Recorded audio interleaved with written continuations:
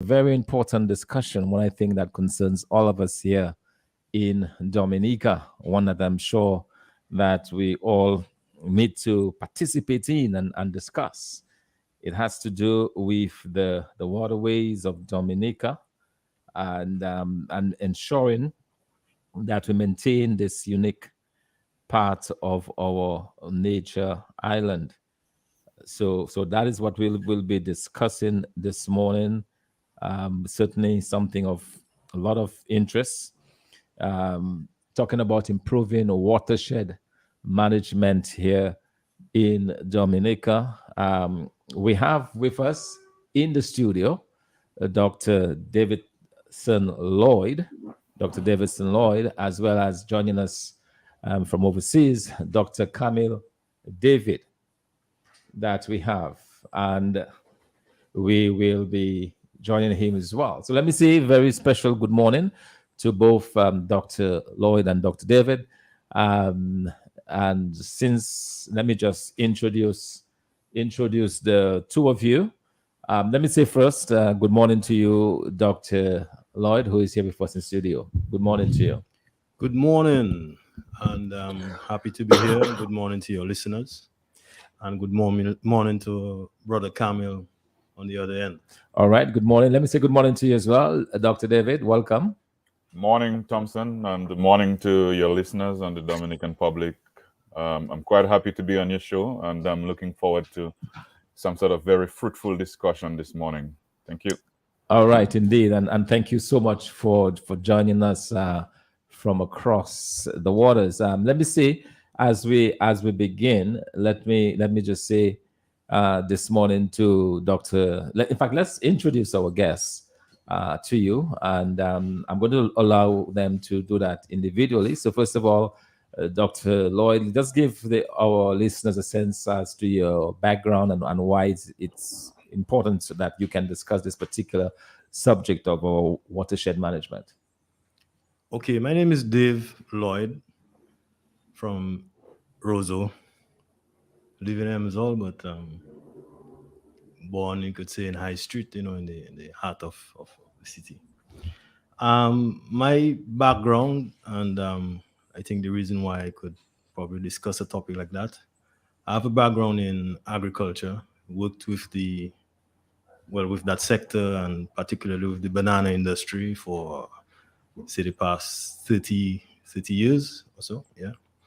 Um, at different levels. My training in agronomy, soil science, and I think has equipped me with the knowledge and experience to understand our soil systems and agriculture, and how and environmental management as well, and how best I think I'm positioned to give some advice and guidance as to how we can improve our soil, how we can address issues of degradation, all important aspects of putting into the functioning of watersheds in Dominica and indeed anywhere in the world.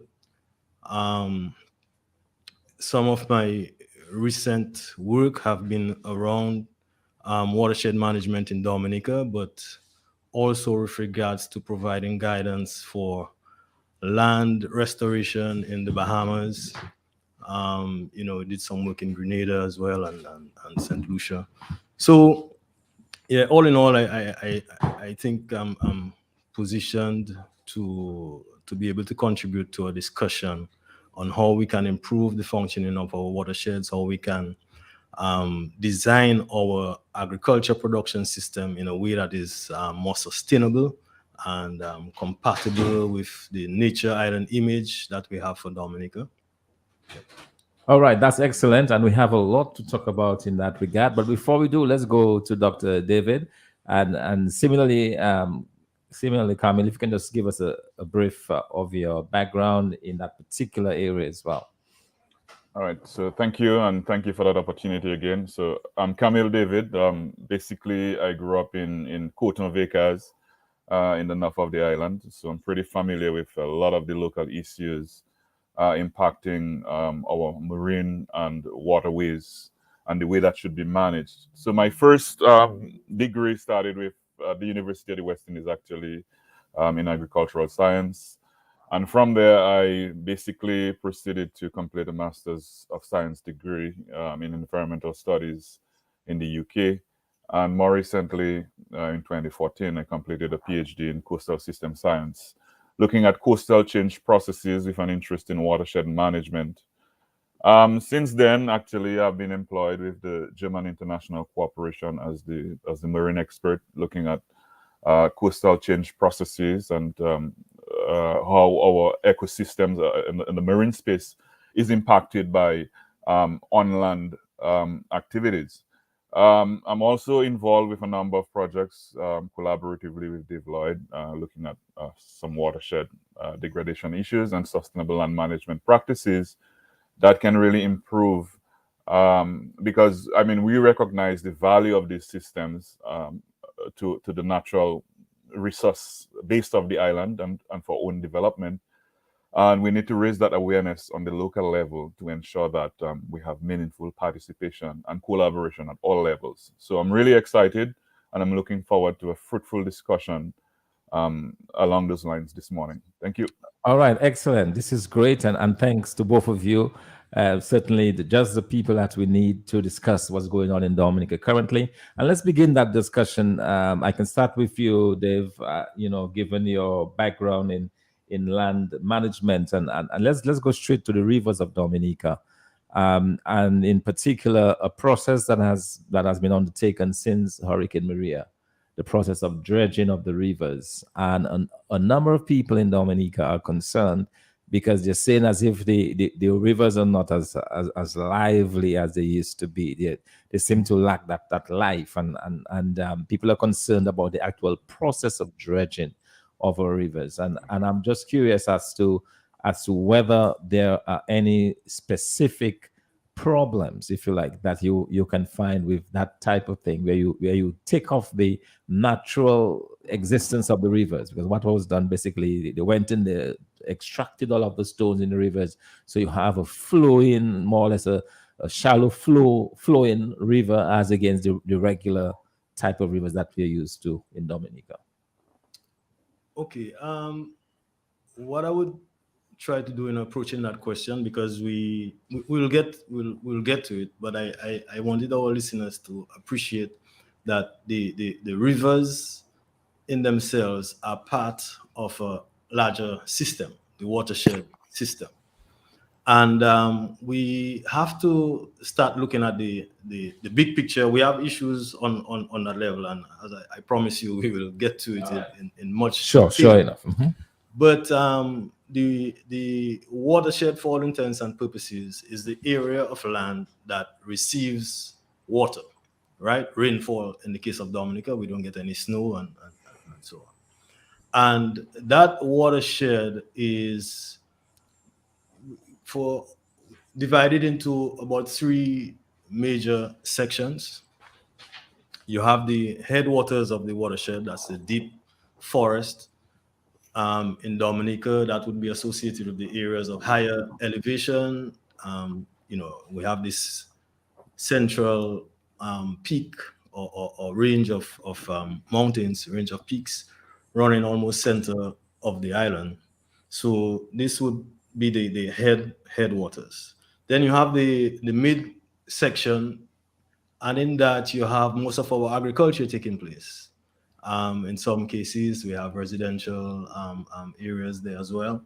And then we have the lower section of the watershed, which is near the coast, near the marine space, and includes a lot of our roads and buildings and all these things. Where mostly we live in Dominica. Now, the headwaters has that function to receive that water, and a proper functioning watershed would trap as much of that water as possible with the forest canopy, and cause that water to more or less infiltrate rather slowly into that system and stores that water, right? It stores that water and releases it over time, and acting in a way like almost like a sponge. So it has two overall effects. In a sense, one is like the sponge to trap water, but also acting like a funnel, because you have those tributaries and so on. And a watershed would typically have an area where the water would come. It could be a lake, it could be a river, and there's a connection most times to the sea, to the ocean. Where you have a situation where the watershed is functioning properly, as I said, that's the reason why, because of that activity, when there's no rain, even for an extended period, our rivers still flow, because that water is kept there. So we are coming down to the issue of, and your question of the manipulation of the waterways and what effects that can have. I'm going to leave that section of the question to Dr. David to handle. But just to point that picture of that overall system and the connectivity of the system, so you have what's happening on the land connected to the ocean and impacting the ocean as well. Okay, but your particular question on the dredging and the impact of dredging, I will let um, Camille get onto that. Okay, sure. And thanks for that background as well, in terms of helping us understand, of setting the stage to understand the critical importance of the capture of all of that water and the relevance to the rivers. Dr. Kamel? Yeah, so I think I would just take up from where Dave left off. So the watershed basically functions as a capture and release system. And obviously, dive straight into your question, the need for dredging basically is a symptom that the watershed is not functioning that the way it should. So if more material, more sediments are being deposited than is being transported, it means that the whole flow mechanism of the water of the river is significantly compromised. And obviously, from time to time, various kinds of management interventions might be necessary. Now, typically in Dominica, we normally approach that by a very quick fix, cosmetic kind of way. To see that things are happening, you put a bulldozer in the river and you try to remove the sediments in there. But that kind of activity could significantly and seriously impact the way that the water course functions.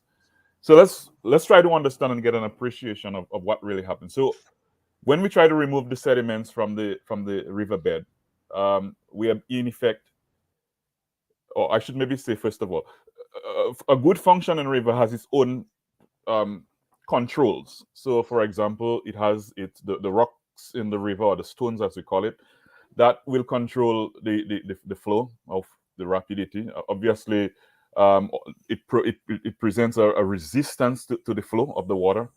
The width of the channel versus the depth of the banks, that is also a control mechanism for flow. The various meanders also provides a lot of resistance in terms of the flow of water down the river. So when we dredge, what we are doing in effect, we are really decharacterizing the whole water course, and that has implications for how quickly the water will flow through the water channel, and that has serious implications for river life. So, for example, when we dredge, we remove the materials. We are changing the water currents. We are changing the speed of the water, and important species of river life fish. Their habitats are around the stones or the water currents. So when this is all removed, basically we are impacting the abilities to really colonize the area. And a lot of this overburden that is removed from the river is normally placed on the riverbank. So you destroy the riverbank vegetation, and a lot of that material contains a lot of fish eggs, a lot of living organisms. So we are really exporting the life from the river. And God knows how many tons of materials and how many fish eggs, hundreds of thousands of fish eggs and living organisms that are removed from the water when this practice takes place. Another detrimental impact of dredging is um, a lot of the sediments that are trapped in the water would settle over vast periods of time.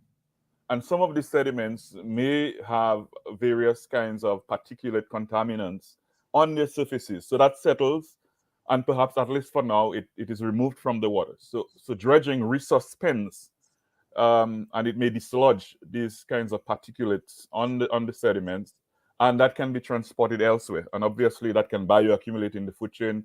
And when it is exported to different areas, we can increase contamination.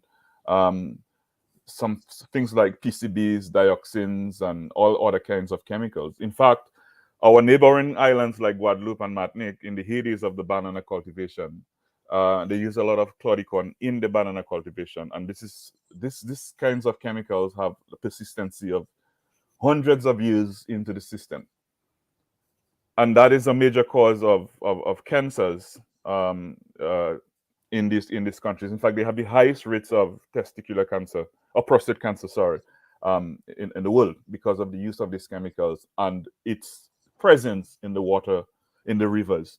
So that is a serious impact. Resuspending these kinds of things without any due consideration can cause localized contaminations downstream.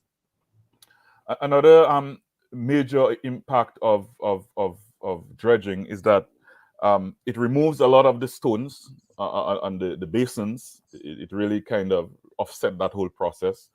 So you find that rivers that have been dredged, there is very little resistance to flow. And as I indicated earlier, there is a mechanism that the river itself imposes on itself to really control its flow.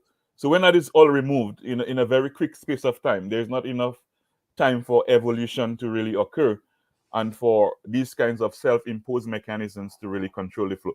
So you find that in terms of heavy rainfall, and especially if the watershed is not regulating itself properly, you're going to have episodic flows, very high peak flows, which could have serious implications for downstream activities depending on where the dredging occurs, right? So this is something that we have to be very mindful in terms of dredging in a nutshell. But I could get into more specifics later down, obviously. Thank you. Yes, well, thank you very much, Camille, and Dave. Coming back to you, and I was wondering if there is a link between the dredging that we've seen and the current state of the Rosa River. We know that a lot of dredging took place in the Rosa River, and suddenly we've seen an odd growth of a particular type of plant in the Rosa River that we've not seen previously. And I'm wondering if those two may be related. I think there's a possibility. I don't have the evidence to confirm that, but what I am sure is in the Rosa River is a plant called the giant mimosa. The scientific name is Mimosa pigra.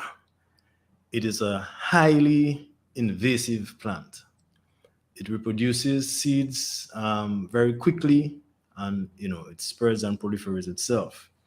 I also know that because it's been some years now that I remember reports of that plant being seen around some sites in the St. Joseph Hillsborough area, in proximity or thereabout to the quarry or quarrying activity, or where material was being taken from that Layu River and exported. We knew that, and the suspicion was that barges coming in to get the material and heavy equipment and so on that were used, the suspicion is that might have been the route of entry into Dominica. To support that, I'm seeing in several parts of the country, and I have examples like near the intake, the old intake in the Kulibistri, in the heights of Kulibistri. That plant is there. And why it is there is that that's before Maria. They had done some repairs to the road leading up to the intake for the Wasco to have access, and they got material from the Hillsborough area to put on that road to improve on the road, and you see it there. I see it in Lyle Valley, pretty close to my farm, on the way to my farm, and it's in the road where material was used to at some point to. So the evidence is clear that it is spreading, and the transport of material from the Hillsborough area is contributing to that spread. So it's not that far fetched if the dump trucks and the bulldozers and whatever the case may be that were being used were somehow contaminated, because the seeds are small. You'll find their way in whatever material, and could get there. It's a possibility. I don't have the facts, but it is a possibility that it could be that route. But be that as it may, however it came in, the fact is that it is here, and the potential. Well, one of the from the literature, it will tell you the way to deal with that is to prevent it from coming in. Okay, you don't want to have it, because once you have it and it's spreading, it's very, very difficult to manage. So that plant is like a tree version of the mezemawi, right? Which is Mimosa pudica, right? The sensitive plant, when you touch it, it leaves, closes, and so on. It closes at night, so it goes to sleep and closes at night, opens up in the morning time. The tree, it's full with prickles, lengthy prickles, so it's difficult to even manage or go and deal with it. But where it is in the river, it's a serious concern, I think, for the functioning of the river. You have this bush, thick, and it's going to get very thick and tall. It goes up to six meters. That's Oh my goodness! Wow. So it starts like this soft stem green herb, or well, it's really a shrub, right? But it grows and thickens and get hard, turns brown, and like a hard, looks like a tree almost, right?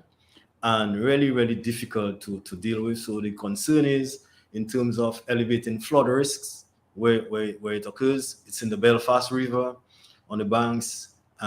It's all over. It's known to even colonize forested areas and dominate. Wow. Okay, because it's so aggressive in its production of seeds. It perpetuates itself, right? And really difficult to manage. So there could come a point when that could even spread from away from the river and into regular fields, banana fields, and other fields. It's happening. It's already happening. It's happening. It's moving from. I'm seeing it on the sides of the roads in certain areas and spreading inside. Wow. So that is certainly something to be mindful about. All right, let's dig a little bit deeper in the management of our waterways as well, and in your own, in both you and Camille's research and what you know and understand about the way the watershed is or operates. What are some of the main threats to the watershed in Dominica? I think our irresponsible land use is among the major threats, particularly around our use of the land for agriculture. We have issues with regards to even construction and infrastructural development in terms of it being unplanned, and how seriously we take the role of environmental impact assessments and what they actually meant for, and how we use them effectively. They should really be a tool to limit and minimize adverse impacts. In some cases, they, based on how well they're done, they should actually say to rule out certain development plans, right? because the effect is is going to be too harmful on the environment. So, but and around individuals, our waste disposal habits, these are all serious concerns that will impact the issue of deforestation, the issue of how agriculture is practiced, particularly on slopes. I mean, most of our land are sloping lands, and the risk of erosion is high, and we need to be taking measures that our practice of agriculture should be cognizant of that. It should be informed by the nature and properties of our soils and the landscape that we operate on. And you see a divergence in most cases that the practices don't match, the resources that we have, the risks, right, that are inherent by just the nature and properties of the soils. For instance, during Hurricane Maria, it was assessed that we had over 10,000 landslides across Dominica. A lot of them occurring, deep within the upper levels of the watershed and all around. These are scars that remain. We still have woody debris in the waterways, like logs of trees. From our assessments, we could still see them there from Maria. So what it tells you is that it's making it easier. The risk of catastrophic consequences are there should we have some other, maybe not even as the strength of Maria, but something less could cause greater impact. So we remain concerned about that. For instance, and what we also observed is a sort of movement away from our traditional systems of farming, where we relied a lot on tree crops, right? We had a sort of integrated farming system. So although we were doing bananas, but it was bananas with grapefruits and oranges and all these things that would help to hold that soil. You go back way into the 1900s and you see our agriculture was really tree crops was what was dominating, whether limes, whether, Now we come to present day, and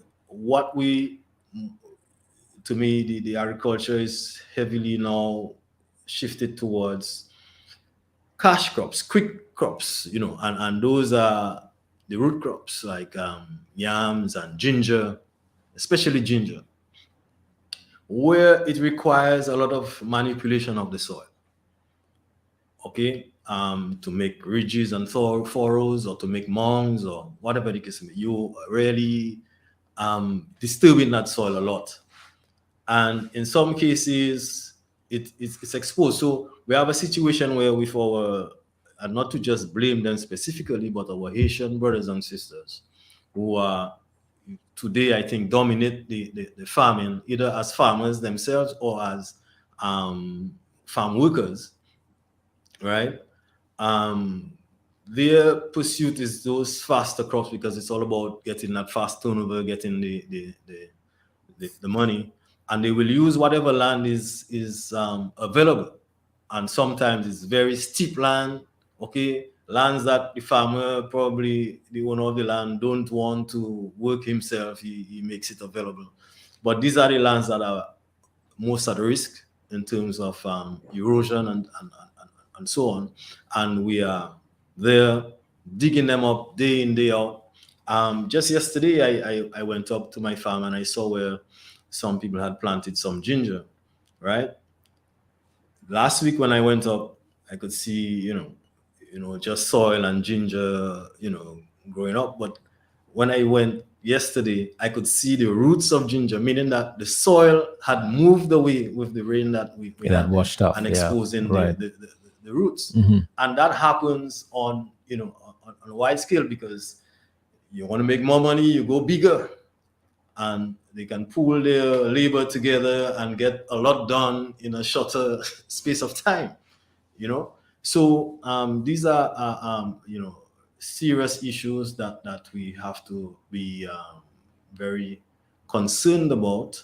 I think from a standpoint of us as individuals, but nationally in terms of the sort of policies and programs that we put forward, because these are issues that will degrade our land and the lushness and greenness and that we have, we cannot take it for granted because it takes roughly about 400 to 800 years to produce 1 inch of soil.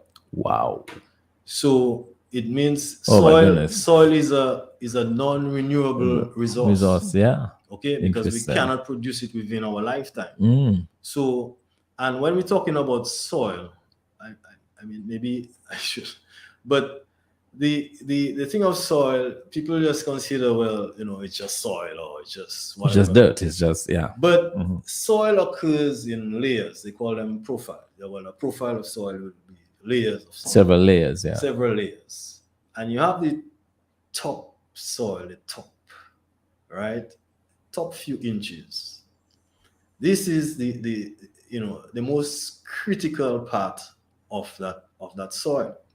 It is where the microorganisms are concentrated, is where the nutrients are concentrated, and a lot of the cycling of nutrients and everything happens there.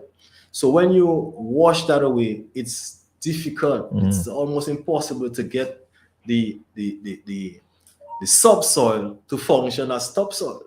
You just lose all your all your productivity and so on.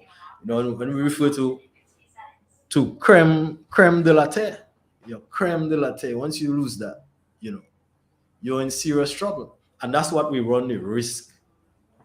That's a risk we're up against. That's what's happening. When there's some rain and we see all the river is brown, that's Dominica leaving us.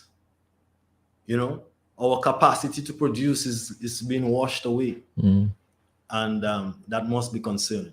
Yeah, it is. It is, and there was something that I noticed just a couple of days ago. Well, as you talked about our Haitian friends, I'm coming to Dominica, occasionally, you kind of see the impact is greater, and I've noticed in several areas of Dominica where there was never any type of agriculture before, but now, as I said, we are seeing people, growing so, and in particular, some very close to the rivers. And I was wondering how dangerous or how bad it is to be having it so close to the rivers. I'm not sure if Emily can. Yeah, certainly. I mean, before I answer this question, perhaps even piggybacking on what Dave said,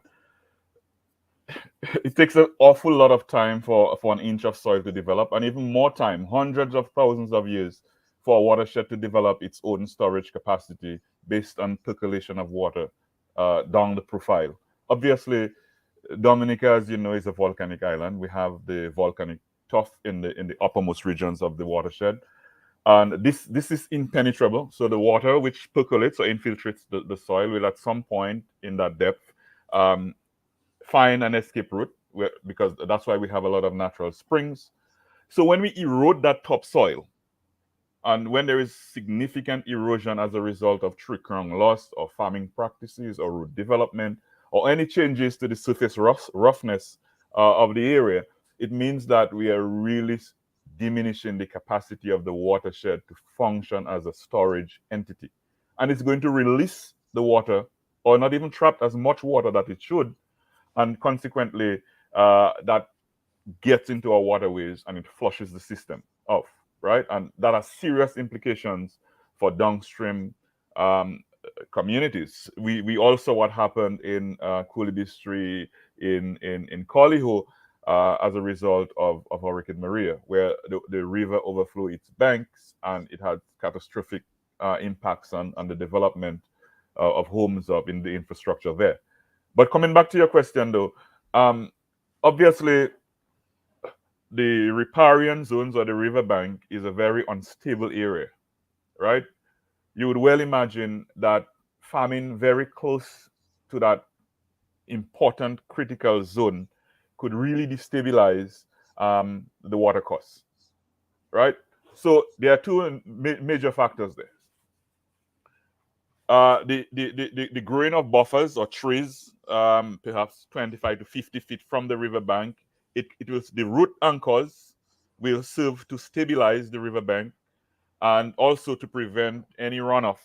Can trap soils, can trap agrochemicals from getting into the watercourse.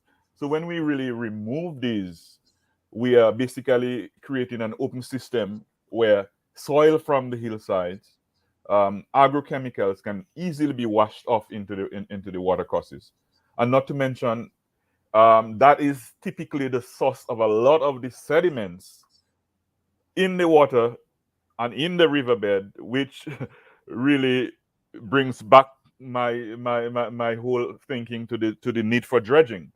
So all the material that is in the water, that is in the river, that needs to be dredged, comes from a particular source, and that source typically is some sort of erosion points or unstable areas where a lot of that is dislodged and can get into the water course. So we need to manage that effectively, and there are a number of ways that in which we can do that.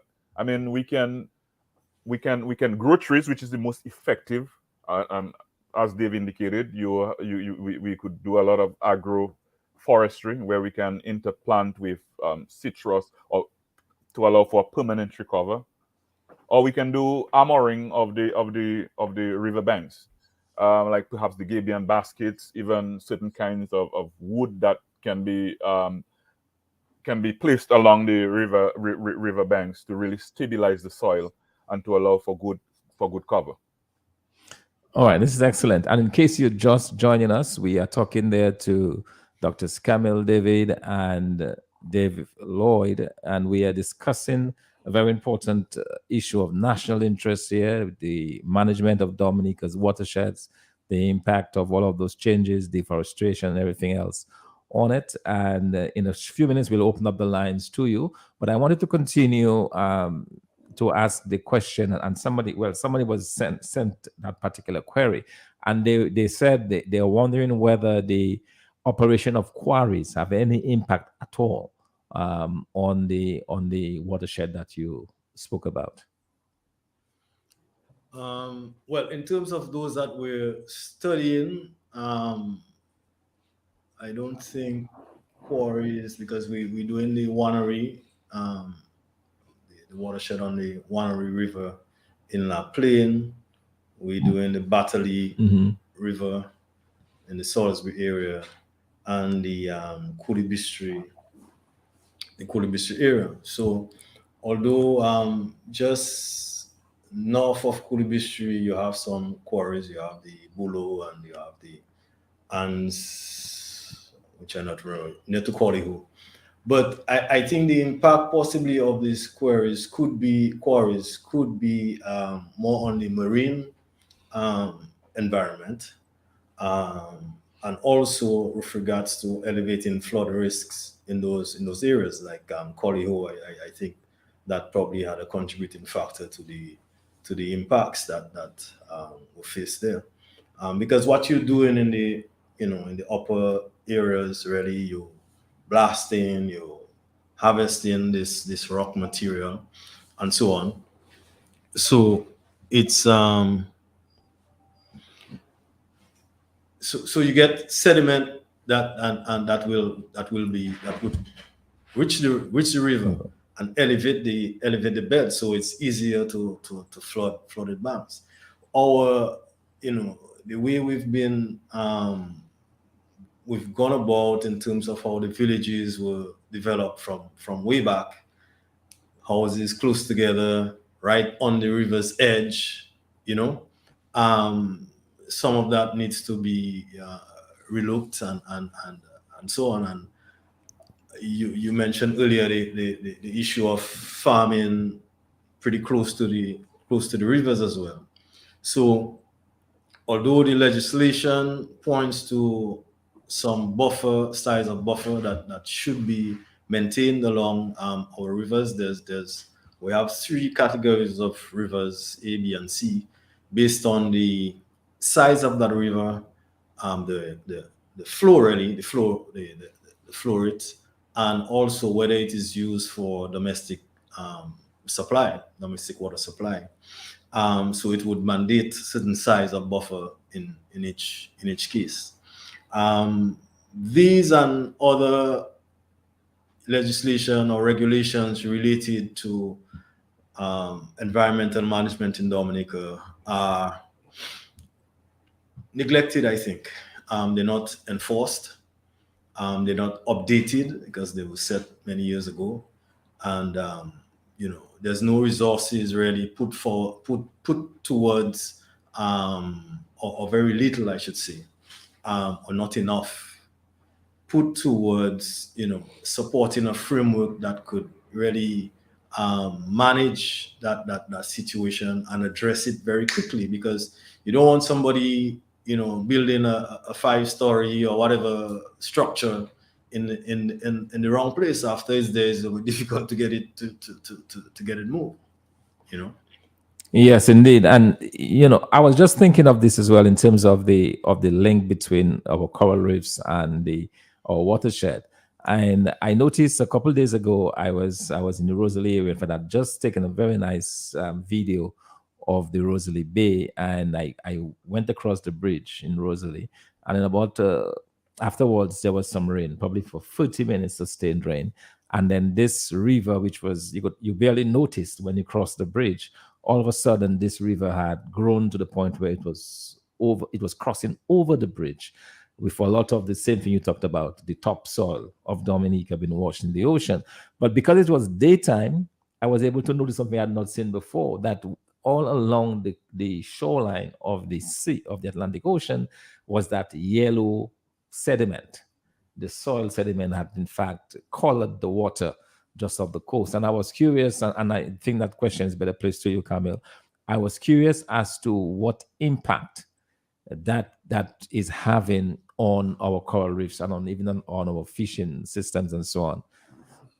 Yeah, certainly. So watersheds are linked to the marine space, and that is why we are emphasizing a very holistic management approach, what we call the ridge to reef approach in managing watersheds, because the impact of development on the land would directly impact the marine space. In fact, when it rains, the transit time of water leaving the mountains to the ocean is in order of a few minutes. So if there is a lot of landslides, a lot of soil movement, that is going to end up in the ocean in very quick time, without giving these organisms that reside there any period of time to really adjust. So let's see what happens. So when water becomes heavily silted, obviously you notice the brown coloration change. It becomes turbid. Turbidity really reduces the ability of sunlight to penetrate the water column. So therefore, seagrass beds and other marine life forms cannot photosynthesize, right? And if they cannot photosynthesize, perhaps sometimes this coloration lasts for weeks, depending on the intensity of rainfall and the frequency of rainfall. So you find that the primary producers in the marine food chain would not be able to produce or photosynthesize, and consequently, that would have a cascading problems on other organisms that depend on the autotrophs in there to produce their foods. Heavy sedimentation can overburden critical species of corals, and as you know, that the corals are tremendously important as nurseries for important species of reef fish, and for improving the filtering the water column, etc., etc. So when our corals are overburdened with a lot of sediment overload on them, it means that they cannot function effectively. And if they cannot function effectively, the critical roles that they play in the marine space is not going to be performed. In fact, they are important buffers to really protect our shoreline. So they dissipate wave energy as the water, as the waves passes over them, resistance to flow causes resistance causes a lot of the breakdown of the whole erosive power of the waves, and consequently it protects the shorelines. So over time, you're going to have a degradation of the way the nearshore marine space really functions, and critical species of reef fish and other opportunistic species could migrate from the area, causing a loss of livelihoods. And in fact, dive tourism and all of this, which is very important to our local economy, can be impacted as a result of just simple sediment movement from the terrestrial components from the land to the marine space. All right, thank you very much for this. It is 8 before the of 12 o'clock. We're talking to two very knowledgeable individuals there on land management issues and water, in particular, water management issues. And we're going to open up the lines in case you have a question or concern that you would like to pose to our guests. The number is 449-3095, 449-3096, 449-3097. If you're calling on the Digi line, is 616-4257.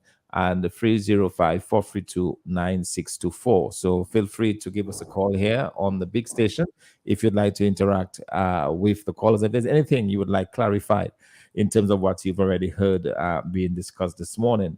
But as we move along there, though, I wanted to come to a very important initiative that both you and Camille are involved in, the Partnership Initiative for Sustainable Land Management. Can you tell us a little bit more about this particular initiative and what it aims to do?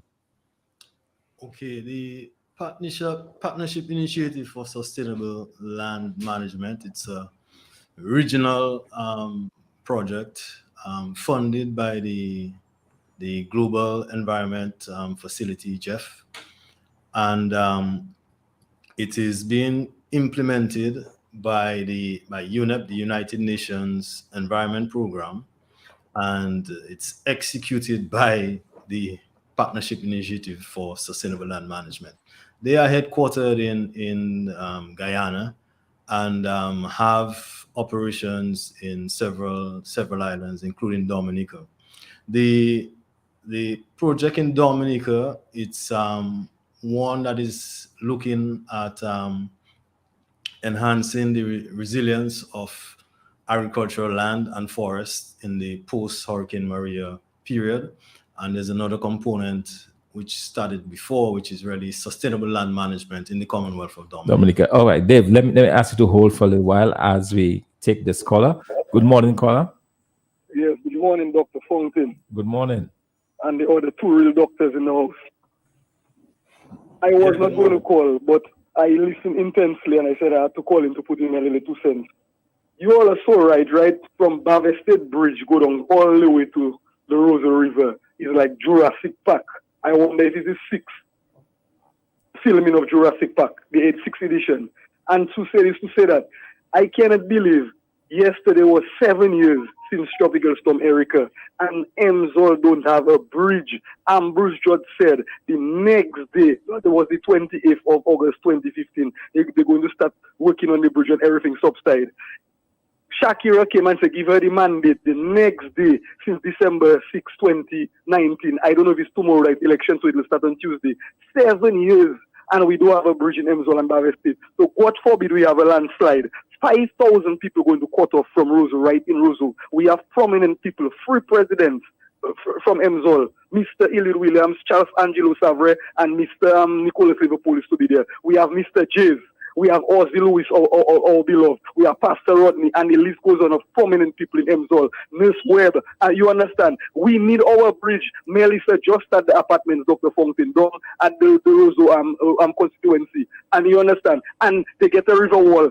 7 years yesterday, and we cannot get a river wall, Paradise Valley. Every little rain, people have to be scared. You understand? And labor still can't survive. But God is good. All right, caller, thank you very much for this. And I guess the caller concern is probably with him. And I guess some of that speaks to your initiative in terms of how you manage some of those issues. You know, how do you contain the river? How do you sustain the river flow and all the rest of it? Well, a lot of it is, focused, at least the project is a a big project. There's several components, but I will speak to the one that we're involved with regards to watershed management and restoration and management, so to speak. So in the communities that we work with, we've been approaching it in a way that we collect baseline data, because that's another critical problem, right? We are not so thorough and consistent in terms of collecting data about the environment. If you want to manage it and have systems in place, you must be informed by critical data and information. If that is not collected consistently, for instance, for our rivers, we should have, although I'm aware that there's some of that going on, we should have proper monitoring in terms of stream flow, in terms of water quality at different points, so that we can know what's taking place. Um, in our case, because this project is a short-lived project, right? We've taken samples at basically in the lower watershed area, in the mid and upper. We've taken samples, we've done analysis for pesticide residues. We've done for microbial contaminants and other chemical properties, nitrates, phosphates, and so on. Really to get an idea of what that baseline is, what it is. But in a proper, monitoring framework, you would be doing this consistently, Right. several times a year, in the dry season and the wet season. You want to see what's taking place, how much more is the flow in the wet season, and this would indicate. So you'll be able to preempt certain problems and nip them in the bud. All right. Thank you very much, Colin. Thank you very much for your patience. Go ahead with your question, please. Good morning, Dr. Fontaine, Oh, and yeah. good morning to your Comment. guests. Yes. Good morning. I think that discussion is very, very critical, very important for us, because when we lose the country, we have nowhere to go. The extension of the Menville Airport created siltation of that northeast coast for over a year, maybe a couple of years. And the negative effect of that can be seen clearly at the Wood Fossil Beach. The Wood Fossil Beach is maybe one of the few white sand beaches we have in Dominica. And it was a long coastal beach, sandy beach. And if you go there now, half of the beach is turned into rock. And those of us who swim out on the corals outside, every one of them are dead. So you have dead corals, you have rocky beach as a result of, I would say, permanent siltation of the coastal areas. That's why it is very important to have the environment impact study and to make sure you mitigate all those negative effects when developing projects. So I'm happy we're talking about it, but our people, this is high science, and our people don't really understand it. But it takes years to protect Dominica. And if you look at our laws in the books since in the early 1900s, everything was done to preserve Dominica as a nature island. And in the last few years, we have only been destroying what was done by our forefathers. Thank you and good morning. I'm listening. All right. Thank you very much, Colin. Let's go back to the telephones for another of your calls. Good morning. Good morning, Mr. Fontaine. Good morning, Dave. And good morning, Morning. the other David. Something I observed, see the Bafa State main bridge, just below where they have the apartments. The Chinese, they were working on that river wall there. And they widen and flatten the river there and take all the stones and pack it on the wall. Is that a good thing or a bad thing? Because all rivers, all of that are big stones in the center of them, and rain falling, river coming down, and them stones sometimes to be still there. Now they took all the big stones and they pack it on the side of that wall there, which should be going down anytime, because every time the river come down, some going down. Yesterday it was sun was shining. There was no rain yesterday, and the river was dirty coming down. I don't know what is wrong going on in our country. Can you tell us, please, what that can cause, that piling of that stones on that side, and let's keep the river flat. No book in our river, no VOs cannot stick on our river stones again. And we, I think, not even the Titiri before, and the Rose Rivers have a lot of Titiri all of Bafra there in the Emsal area, and you don't see that anymore.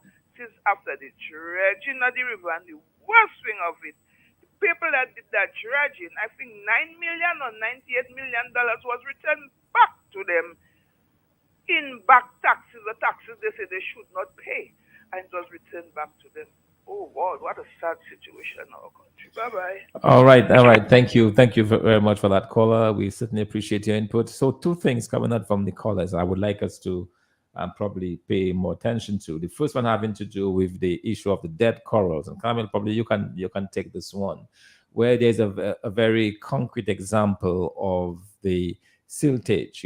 As you bulldoze and you move the soil, that soil ending up in the river and finally into the sea, and now moving across with the currents, I guess, to the Woodford Hill area, destroying the beach and also destroying the corals. My question to you is, what is the impact of dead corals? What can you tell us is the impact on this in terms of the short term and the long term impacts that we can have as a result?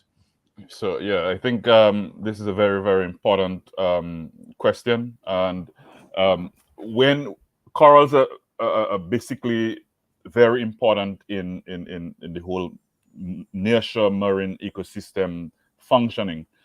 So any human activity which really promote the degradation of corals or coral beds is bound to impact on the shoreline. So first of all, you're going to see a lot of beach profile changes, obviously as a result of the waves. The full energy of the wave is going to impact the shoreline without the corals performing the function that they should. So you're going to have a lot of beach profile changes, erosion, accretion, processes, and over time, a loss of sediment in the beach. So this is one of the major impacts, the profile changes of the beach. Secondly, I mean, corals function as important nurseries for fish. So with the loss of important coral beds, you're going to have a loss of important nursery habitats that can really sustain and maintain the diversity of the nearshore ecosystem. So in quick time, the local fishers in the area are going to not be able to, fish there because a lot of fish migrated out of the area. So that's another major concern, I think, we really need to take on board in these kinds of impacts that we're having on the corals. Corals are also important for, they are keystone kind of species within the hierarchical structure of the marine space, and therefore their loss can really cause a wider cascading of the important nearshore ecosystems and how they function. So all of these critical elements can be lost when we depress the way that these coral beds.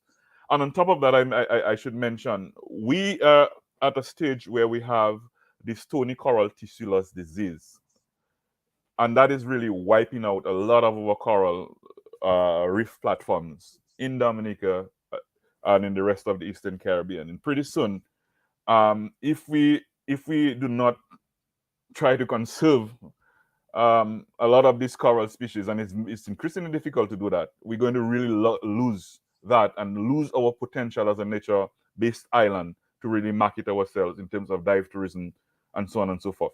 So on top of these human actions, we have superimposed upon that, we have disease problems, we have management problems, which can really impact our nearshore marine ecosystems. All right, thank you. And I want you to comment as well as Dave on the other issue of the moving of the stones to put on the side as against the stones remaining within the river. But before we do that, let's keep that in mind. Let's go to the telephone because somebody else has a question or comment. Good morning to you. Good morning, Dr. Fontaine, and good morning to your panelists. Good morning. I joined the discussion a bit late, so maybe the points about to make, maybe your panelists have already raised it. Among the problems that we faced here in Dominica is the issue as far as land use is concerned. This is basically what the topic is. It could all boil down to land use. Is the lack of enforcement. Because some of the issues raised by the panelists as to sedimentation and so on taking place. One of the largest watersheds in Dominica is that of the Poncassé area.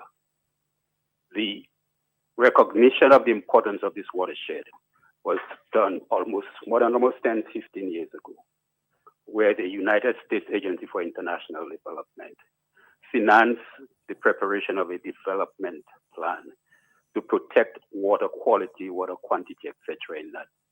from that watershed. Three of the main rivers that are in Dominica, the Lai River, the Belfi River, and the Rose Valley River, actually get their water out of that watershed. That is, that's where you have the runoff. And over time, you can see the impact on these rivers. The plan, and I must say that I was one of the main consultants, in fact, the lead consultant on this project. The recognize that the development taking place in the Poncassé, the plan covered from Poncassé all the way back to the going to Layo, down to Rosalie, down to Belfi, Casabos area, this massive area there. And what we observed was the question of deforestation taking place there and the increasing expansion of housing. And there are proposals in that plan to control development in one, establishing a buffer for the One Papito National Park along the Casabos Road here. There are also provisions there to ensure that there are minimum plot sizes. Yes, you can allow housing, but you must recognize that you have to control plot size, site coverage, meaning how big a house you can put in, how much you can allow the developer to put on that piece of land that they have purchased based on the requirements. And also importantly, tree cover, site coverage, meaning that how much of the land you allow, what percentage you allow to remove the forest like that is there right now. When you drive along this area now, you see what's happening. Houses are just springing all over the place. Caterpillars in there, deforesting and so forth. And yet, so it's not a question of a lack of measures, lack of recommendation. It is just the question of enforcement. We are not enforcing what is already on the books to ensure that we are providing protection for the various issues that are being raised by the panels. And it's a very interesting discussion. One, as far as Roseau is concerned, I've always said that if what happened to Roseau during Maria, I mean, it was a very intense storm. There would have been a lot of damage. But as far as flood damage is concerned, there are two main problems that cause all of this flood damage, particularly in the area of Kennedy Avenue down on the waterfront. It is the bridge right next to the Windsor Park that is literally sitting on the riverbed. And the bridge by the New Market, what they call the Chinese Friendship Bridge, that is literally sitting on the riverbed. So during Maria, yes, it was very intense.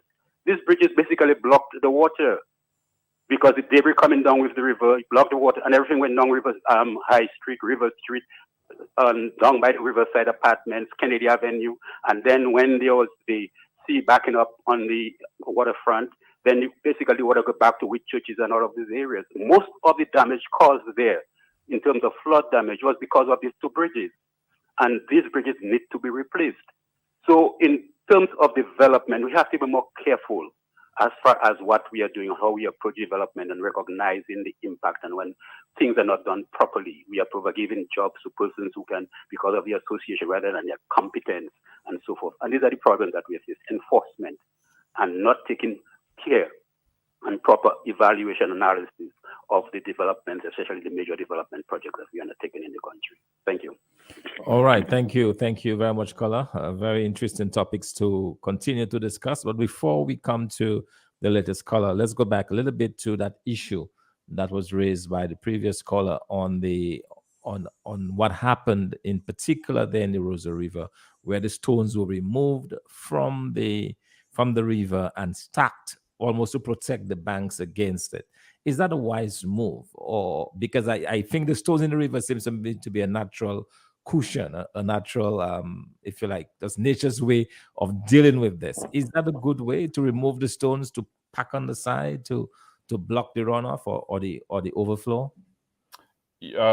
So to answer your question, I mean, as I indicated from my opening statements, a river itself has its own control mechanisms to really it imposes on itself to really control its own flow, and one of that is having these natural rock formations, these rocks in the rivers, which basically will control and will reduce the force of the water as it flows down. So it creates a lot of resistance to flow, and consequently, the erosive power of the water is significantly reduced when you have these rock formations in the river, and it contributes to the pooling, the basins, which creates important habitats for fish and other forms of river life. When we remove all of this, what are we doing? We are basically giving the water its full leeway in terms of its full erosive power to continue to erode the banks downstream. So you're going to have a lot of bank erosion downstream because there's no check, there's no resistance to the flow of the water as it comes, and obviously that will accelerate and that will increase from if the watershed is not functioning properly, and from huge short intensity rainfalls in the higher areas. So habitat loss is a major concern. The ability of the river to really control itself, so that whole dynamic equilibrium between deposition accretion is offsetted, because you remove these rocks in the river. You promote stream bank erosion lower down from that area, and obviously that is going to have a negative impact overall on the way the water course functions. So I think it is a bad practice, in my opinion. Obviously, the armoring of the stones on the riverbank will protect that area to some extent, but you cannot manage a watershed or a river from a very piecemeal perspective. It has to be a very holistic approach. So we have to look at what is happening in the watershed way above, and what we are seeing down in the Roseau area is only a symptom of the mismanagement or the poor management in the upper areas of the watershed. So it has to be a very broad, holistic approach in managing these critical areas. All right, thanks for that. We're going to be coming back on the issue of the Pont Cassé, because that's a very important one I want to also deal with. But before we do that, let's go to the telephones. Good morning to you.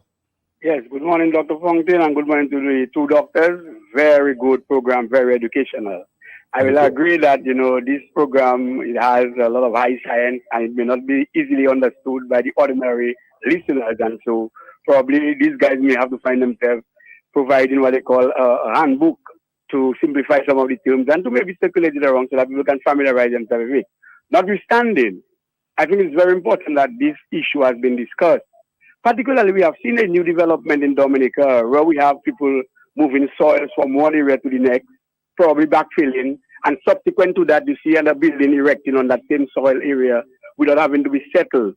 We know that when you move soil from one area to the next, you have high variation in terms of the different structures in that soil.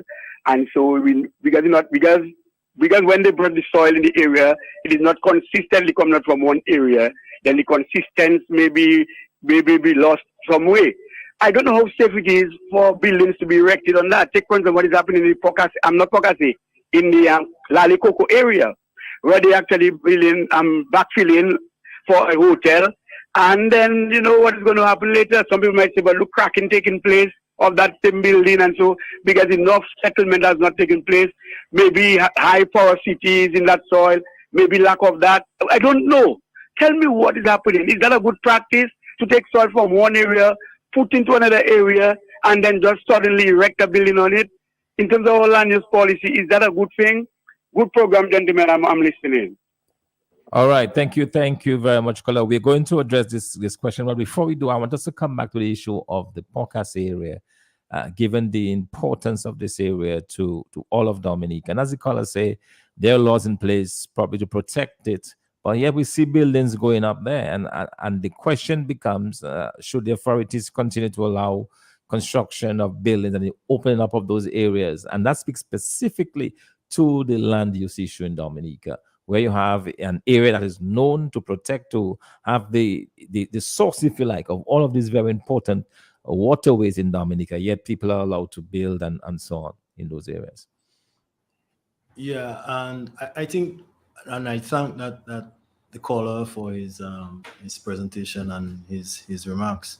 I think they are spot on, and it points to some inefficiencies in the way that we operate, where we ignore and not only in this case but in a lot of cases we ignore the hard facts, the data that sometimes that was invested, the state invested or external agencies invested to generate those reports, and they sit there and we move on and ignore them completely when they should be the source of guidance as to how we move on and develop around us.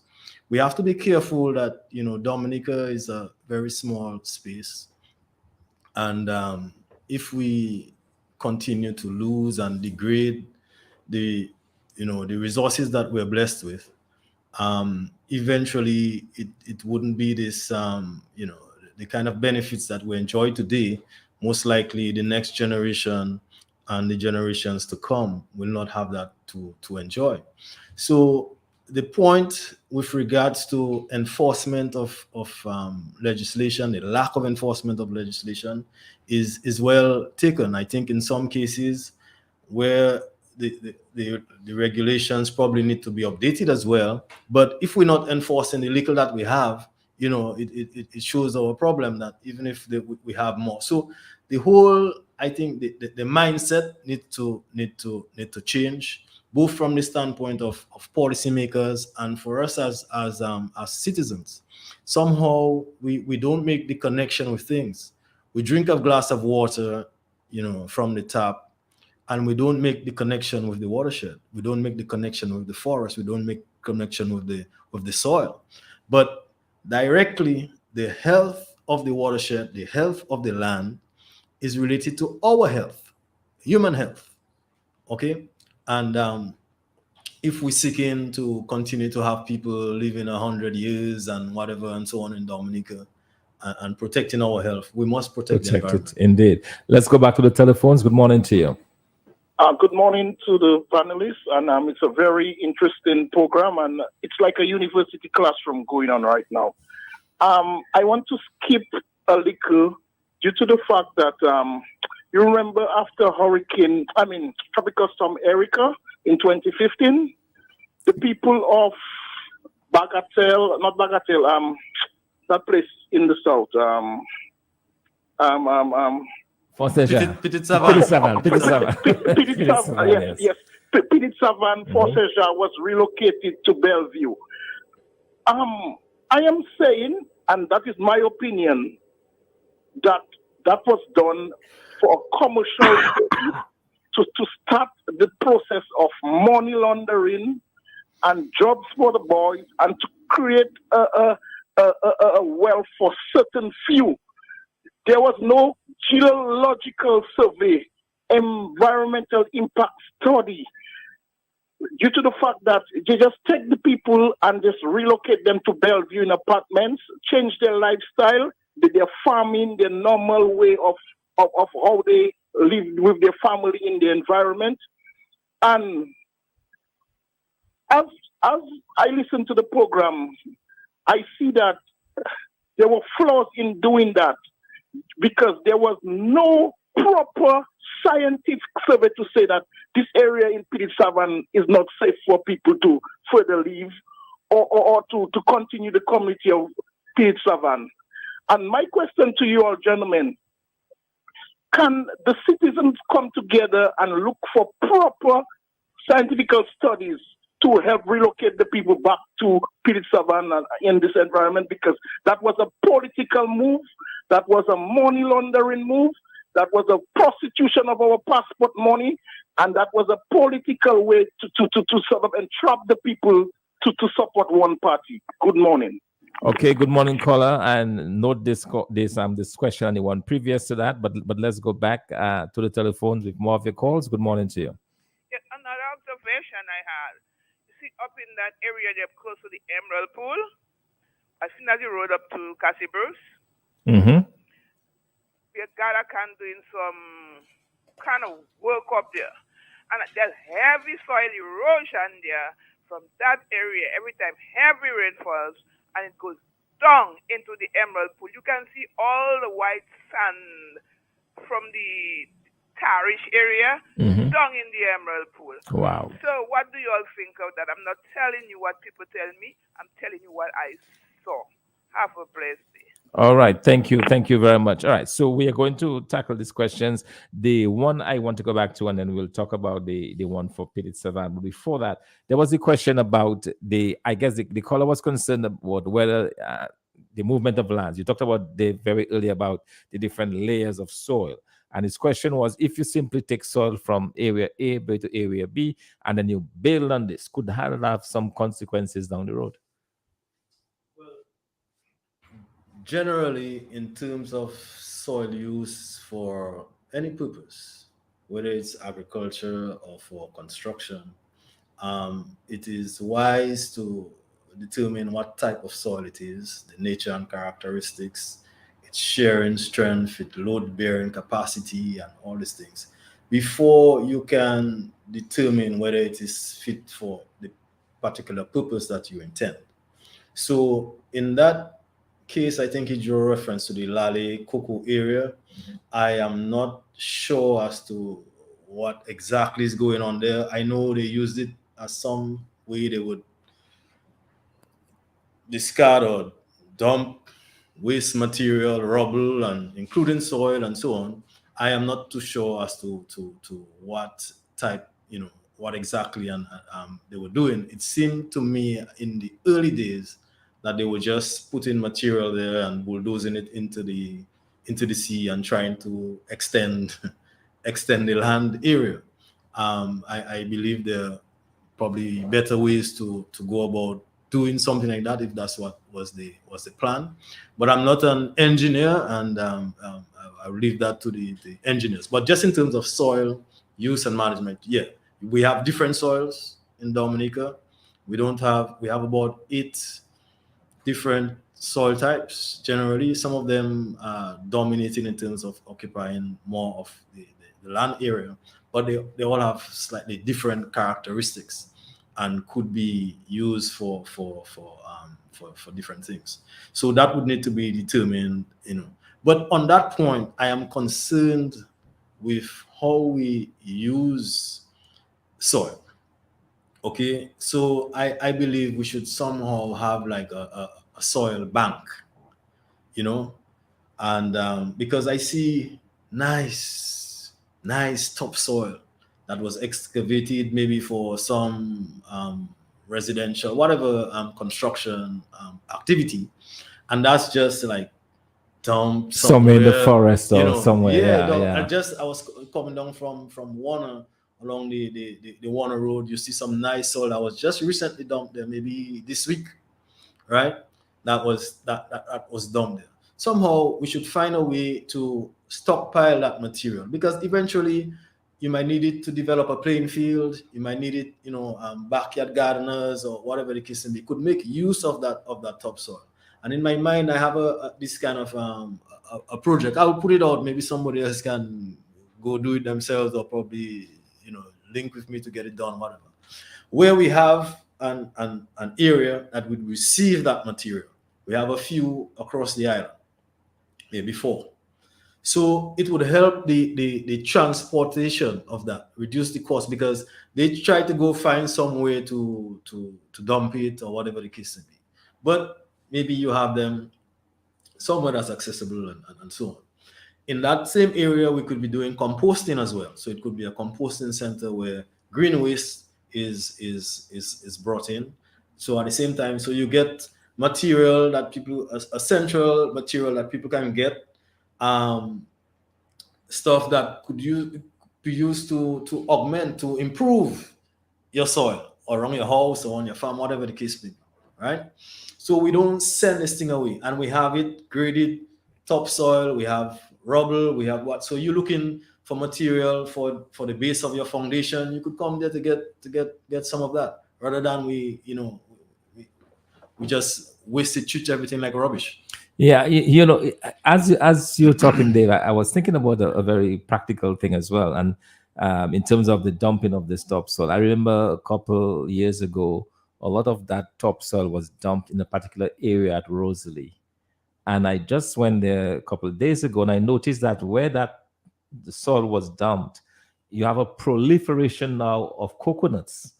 Every couple inches, coconut trees are sprouting up, and that's just where the soil was.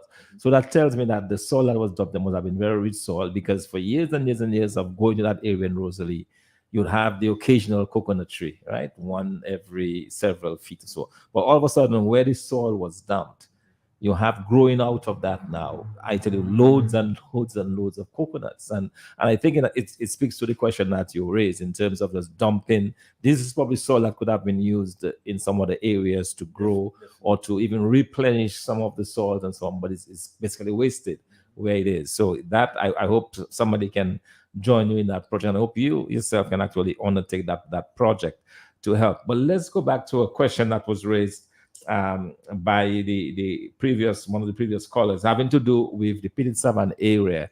And I guess the question is, scientifically, is there a way to determine whether or not that particular area is fit for people to actually live? Because I guess the question was, and that we had, because of those landslides in those areas, the land slippage and so on, and given the amount of rain and so on, can you determine scientifically whether or not these are livable areas for people? Yeah, I believe the science is available to be able to determine stability of areas and so on. What I would like to draw attention to is in terms of approach. In the 70s, there was this, I think it was a Bagatelle disaster. Yes, where you had a Bagatelle, landslide, 1978. Several people Yes. died and so on. Subsequent to that, the government of the day, I think, made arrangements for some studies, soil, geotechnical studies. I only found these when I went to the UK and through collaborating with Dr. Al-Mario Kazimi. We discovered these papers existed. I was not aware, although I've been interested in soils for a long time. But there were detailed studies done that explained, right, why that disaster happened, how it happened, and the contributing factors. A lot of it is about soil, right? This soils, soil is a living, breathing entity, it is alive, right? This soil has pore spaces, and what the guys were explaining in that paper, that if you have continuous rain, so you could have, there's a cumulative effect that the pore pressure builds up with continuous rain over a considerable period of time. And that, in effect, can contribute to mudslides happening, because the pressure builds up so much, the load of that, it gets heavy, because you have soil on top of a harder rock material, right? So once you get it, that pressure develops sufficiently, and the weight on that is so heavy, gravity, the force of gravity could cause that. And there's whole explanation of the whole science of the generation of landslips, landslides, and so on in Dominica, just out of that incident. To me, we've had a bigger incident with the Pitted Savannah issue, and I'm concerned. I'm not aware whether it was done, but I have not seen any reports. It could have done it, and the reports are not circulated or whatever the case may be. I'm not sure, right? But to my mind, at least my knowledge presently, a similar approach was not taken, and I think it was even more necessary under the circumstances to really, satisfy ourselves that the approach or the recommendations that were given subsequently about moving away or whatever the case may be. I'm not sure if it's planned or still, but years is passing by and we have not actually seen it. If it's done, I would encourage the authorities to circulate the information for benefit, and if not, I would really recommend that something like that be done. All right, thank you very much. And then, Camille, I probably want to pose this question to you, which had to do with the situation in the Emerald Pool, where you have this siltage from these excavation works ending up in the Emerald Pool. What potentially is the impact of this? Well, obviously, if you have continuous loading, sediment loading of this Emerald Pool, it means that you can really reduce the whole storage capacity of that pool, and so on and so forth, and even cause it to overflow as with lesser intensity rainfalls. But I think the real question behind that question is the contributing factor to the sediment loading of the Emerald Pool, which is the excavation of rocks and the removal of vegetation in certain areas of the watershed. I think these practices are the main contributing factor for accelerated erosion, dislodging of soil particles and particulate matter, and consequently it gets into the Emerald Pool. And obviously, with a pool that is heavily turbid, I mean it's more unfit for recreational purposes. There might also be a potential for the transport of agrochemicals getting into that system and compromise the water quality. So all of these are very important concerns, not only for the Emerald Pool, but I think on a wider watershed national basis. This is one of the concerns that we're echoing very, very clearly, that good land management practices are critical to ensure water quality and water availability for our people. All right. Thank you very much, and both David and Camille. I think we can begin to wrap it up there, Dave. And I really wanted to thank both of you for really drawing attention to this, because after all, we make this boast about Dominica, but from listening to you, I'm beginning to get very worried that if we are not more careful with regulations, with enforcing of regulation, that we very well could lose our 365 rivers. We very well could lose this whole ecosystem that has done Dominica so well, and is the envy of the world. I mean, I think of parched countries up north, St. Martin, Aruba. These countries are without water. We are very fortunate, but it's not something we should take for granted. Certainly, we remain a water surplus country, which is very good. Most of the islands around us are water deficient. Okay, Dave, I'm going to interrupt you because somebody else has been trying to get through. So let's get them, and then we'll come back to your closing remarks. Yes, good afternoon to you. Go ahead, please. Yes, I have a question that concerns me as a driver on the road, and when I commit between under the Canefield Cliff and Taru, when it rains, there's numerous amount of waterfalls. I think it's a national security issue. I think it's an environmental issue that the government and the ministry, we don't have a Ministry of Public Works as far as I'm concerned, Public Works closed down. But I think they should be proactive. They should not wait for a disaster or a major accident to happen on the Taru Cliff and Canefield Cliff during the rainy season. I have traveled a lot, extensively. I go to simple neighbor island of Matnik where they shell the cliff, and also they put a kind of Gamian basket netting that when the debris or the landslide or the soil or the stones move, that it get trapped. We have so much CBI money throwing in hotels, throwing in thing and in building, and then we are citizens. Our life are not protected. I want an answer from this panel. How can we get safety on the Taru, especially on Kenfield Cliff? When it's raining, ain't a rainy season. It's dangerous. It's treacherous.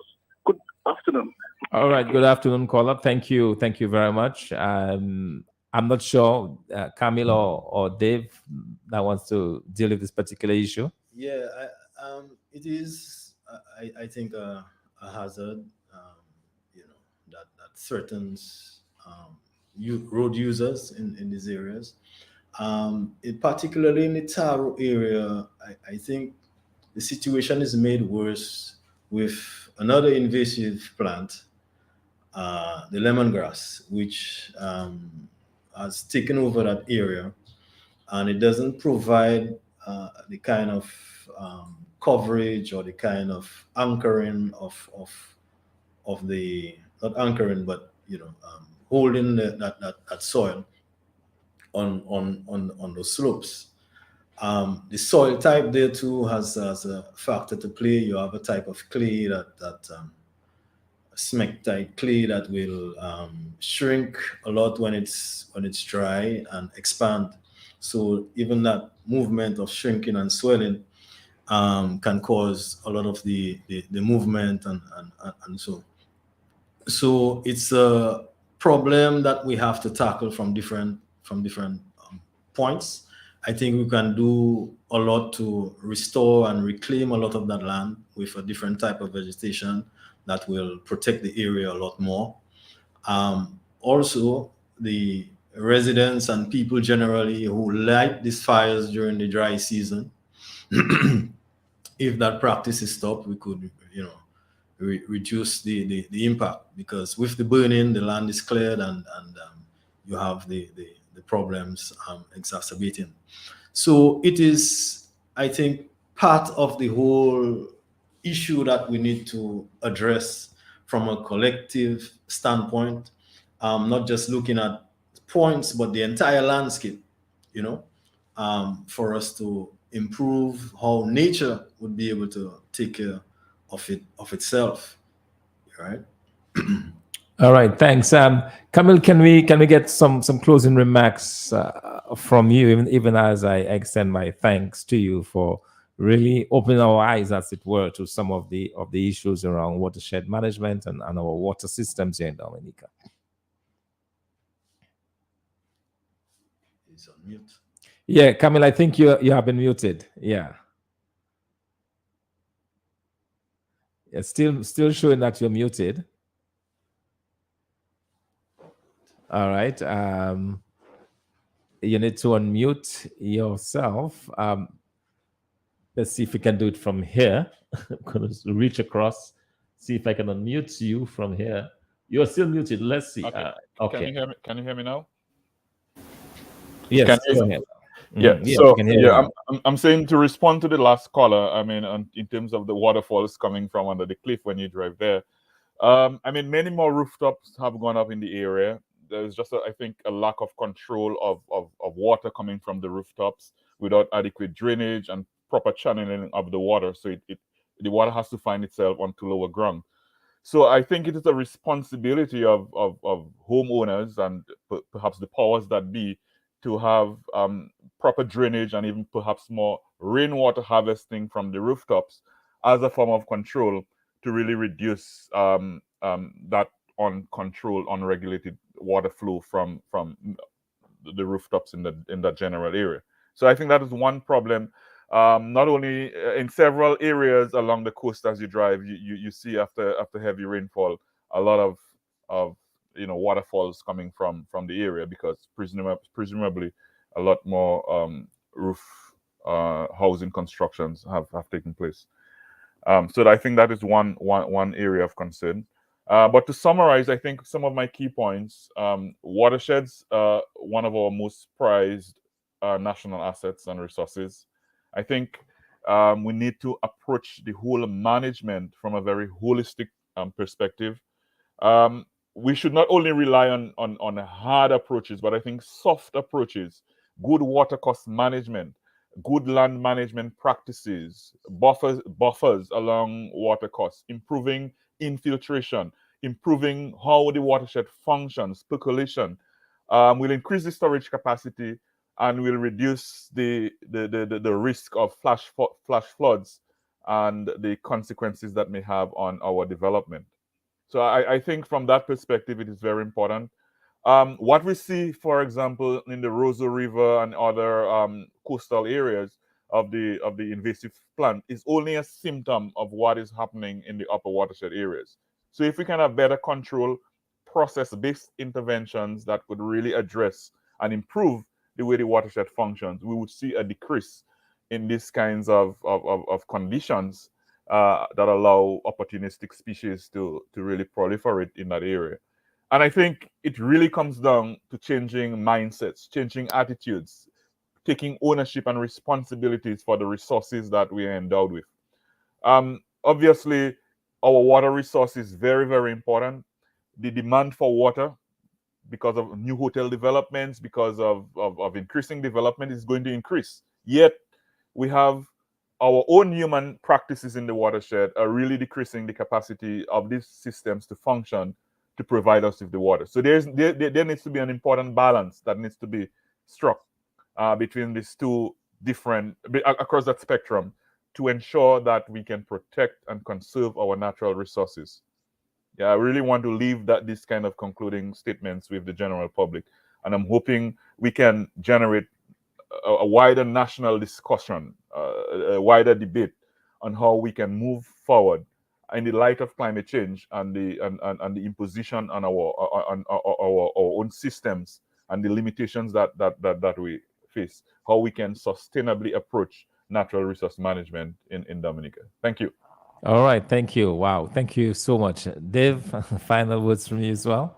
Yeah, I would have liked to spend some more time on solutions and certain recommendations, because there's appropriate technologies and approaches that could better suit our natural environment, the slopes and so on, that we should be adopting. There's one technique called SALT. SALT is an acronym for Sloping Agricultural Land Technology. It was developed in the Philippines, and basically it is putting certain rows of plants around the contour that's across the slope, right, at different intervals, that would serve as a barrier to prevent or reduce soil erosion, but it also allows you, it becomes almost like a natural terrace. You also use plants like vetiver as well, and you do a mixture of tree crops, annual crops, legumes, and so on, loose plants like the gliricidia and so on. That is a nitrogen fixing plant, right? It's a legume. So it adds nitrogen to the soil. You get the leaves can be fed to animals as well, and so on. So you have a nice system that is sustainable, importantly, and would rely less on agrochemicals. We live now in a situation where the price of fertilizers are skyrocketing, pesticides skyrocketing. We have ways that we can produce where we don't rely on them so much or not use them at all. And I think that is the model that we need to develop and home in, with a Dominican brand, a nature island brand of land use, of agriculture, and so on, where we are in partnership. We're not so much in conflict with nature. That is what I would like. I maybe another program we can focus more. Yes, on absolutely, solutions. absolutely. But importantly, I want to leave this message that natural hazards in themselves do not cause disasters, right? What really causes disasters is our exposure, lack of preparedness, right? Failing to adapt. Okay, this is what caused really the disasters. All right. Thank you very much, Dave, that was Dr. Dave Lloyd. And before that, you heard Dr. Camel David. Dr. Camel David is a marine expert, also trained in coastal system science. And Dr. Dave Lloyd is trained in soil sciences and also an agriculture expert. And we were very happy to have both of them with us this morning to discuss watershed management in Dominica. Obviously, a discussion that must continue given the critical importance of that resource to Dominica. So let me just say again, thanks to both of you, and thank you so much for joining us here on Lifeline. And Camille, thank you as well. Thank you. Thanks All for right. the opportunity. All right, excellent. So you just heard it there, and I really want to extend my thanks to both Dave and Camille for spending some time with us this morning on this program and really bringing some knowledge to us with regards to watershed management, some of the issues we need to look at. It was very eye revealing that work was done.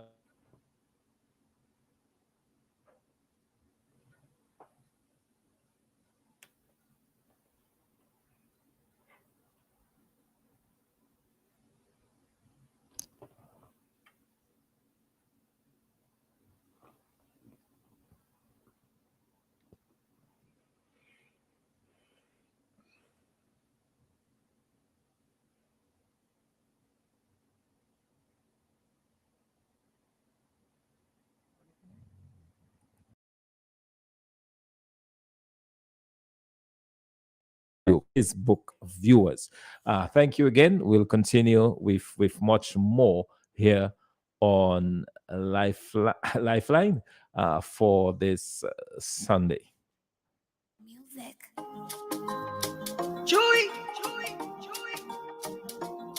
Gucci baby, Bunny boy. You say you got me, but I know say you the lie with the look in your eyes. Stop acting funny. Sure you know they pick my call, I don't call you 10 times. Yeah, I love you, even when I don't say you the lie. No, yeah, I miss you, even when I don't say you the wrong. No, should not because of Jennifer. Now she did do the da Jennifer. Oh, I'm looking for that girl called Jennifer. Now she is spoiling your mind like a Lucifer. Hey, Jennifer. Say I'm looking for that girl called Jennifer. Now she did do the da Jennifer. Oh, I'm looking for that girl called Jennifer.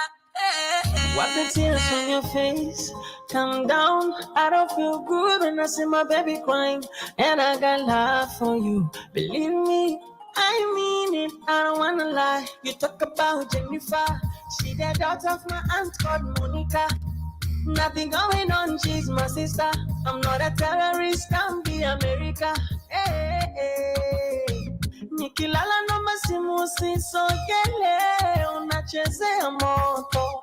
Kuna meseji zao na video zao. Moyo utaupa joto. It's 11 minutes before the hour of 1 o'clock on a beautiful Sunday in Dominica. And I just thought we would end it this way today with some of our Afrobeats. Thanking you so much for your inputs. And of course, if you want to still say hi, you can do so.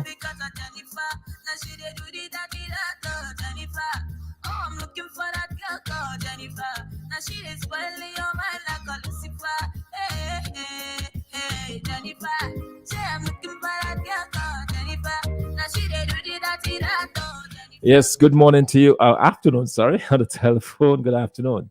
Something I forgot to say. So something I don't know where Scarrett came up with that word resilient.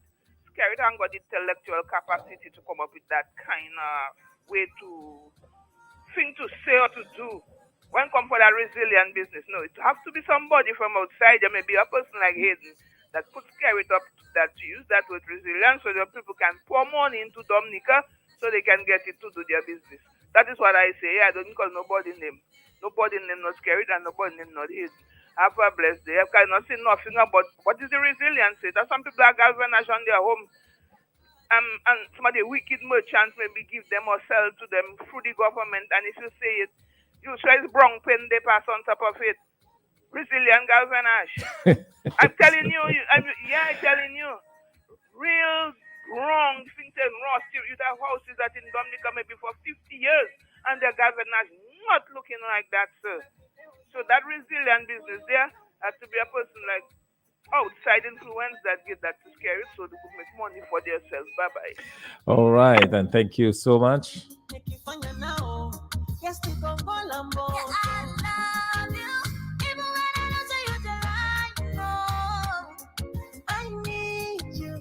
I don't wanna make you feel bad, no. Who's gonna be cause of Jennifer? Now she did do the daddy that Jennifer. Oh, I'm looking for that girl called Jennifer. Now she is spoiling your mind like a Lucifer. Hey, hey, hey, Jennifer. Say I'm looking for that girl called Jennifer. Now she did do the daddy that Jennifer. Oh, I'm looking for that girl called Jennifer. Hey, hey. It's 9 minutes going up before the hour of 1 o'clock, making way at 1 o'clock.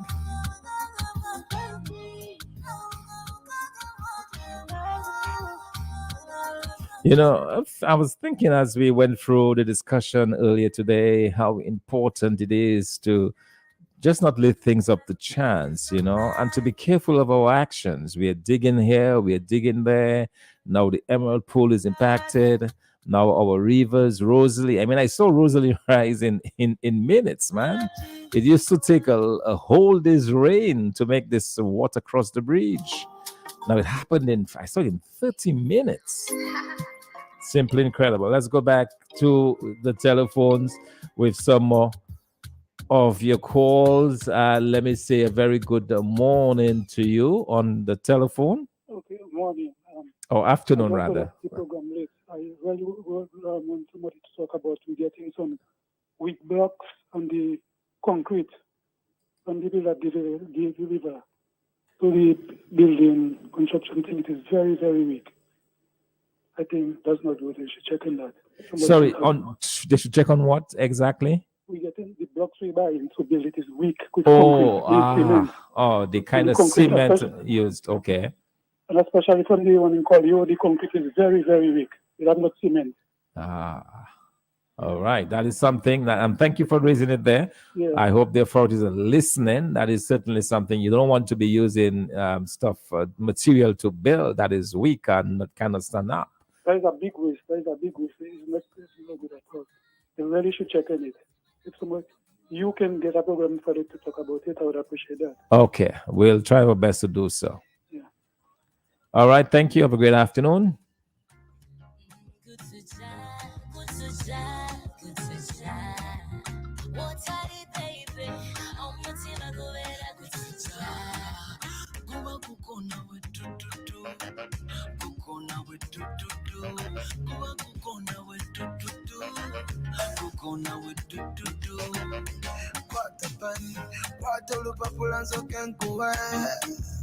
Byonna byoyagala wandikantuma nkuwe kubanga omutima gwange wakwefuga naye nze saagala kumanya byondefuga byonfuga binyuma gweyongera nsaba nkuwe yogweyonootoka ennaku yonna subirye waleeta mu mutima munda byebe kwagala omuweka wansangula maziga gonna gutuja otali baby omutima gubeera gutuja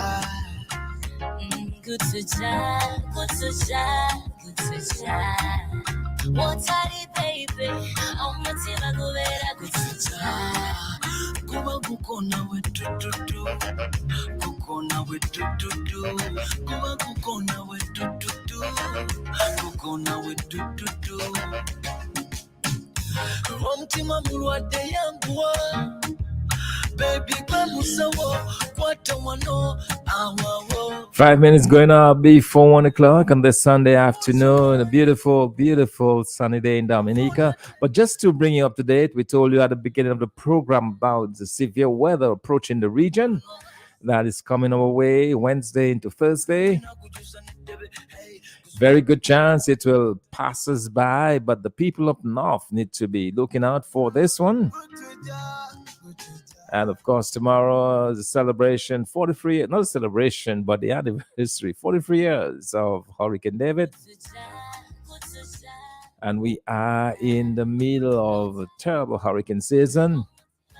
It's been quiet so far, but it's waking up. You better believe it. And possibly the following weekend, next weekend as well, some more severe weather.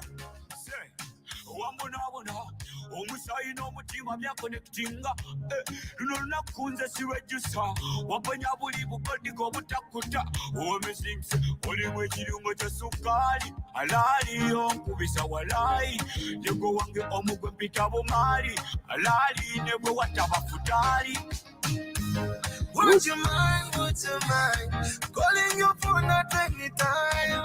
Would you mind? Would tell us someone team and now I'm good to You know, one thing that became expressly clear to me today during a discussion with two very, great young men out of Dominica is the need to really preserve what we have. Let's stop taking this thing for granted. The behavior of the rivers are rather strange these days. The dredging,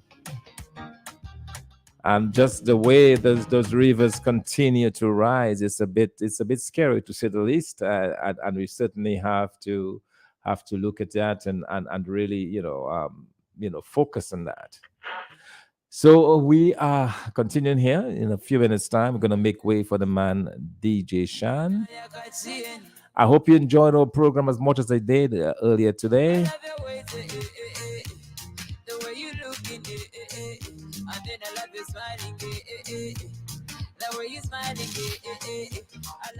This one is to all my friends, all of my fans out there, all of you who tuned in every Sunday to the big station.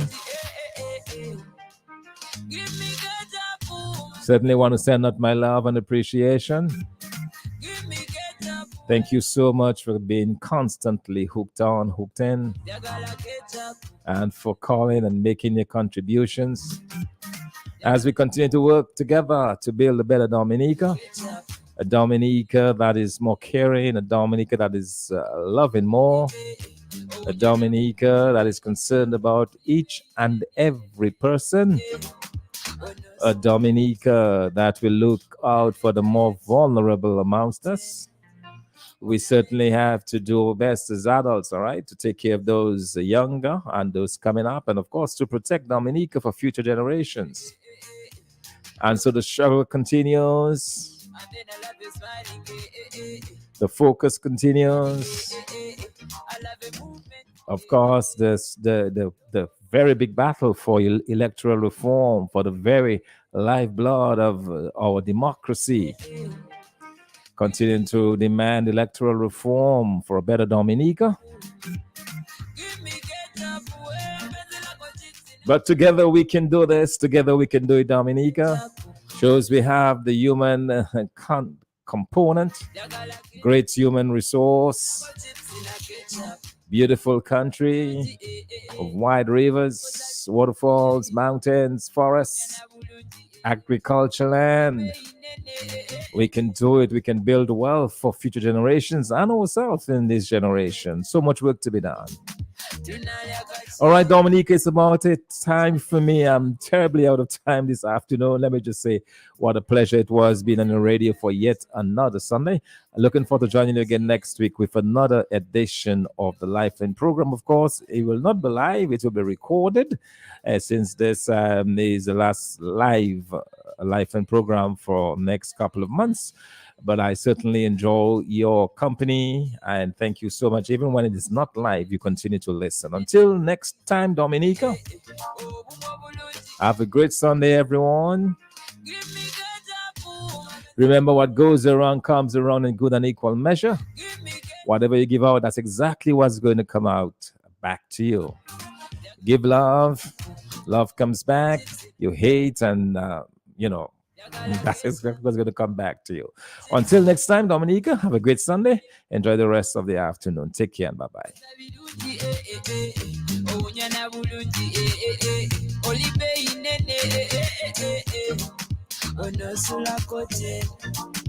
unaleta yecheno tunalya kachieno nguchadeke wangene.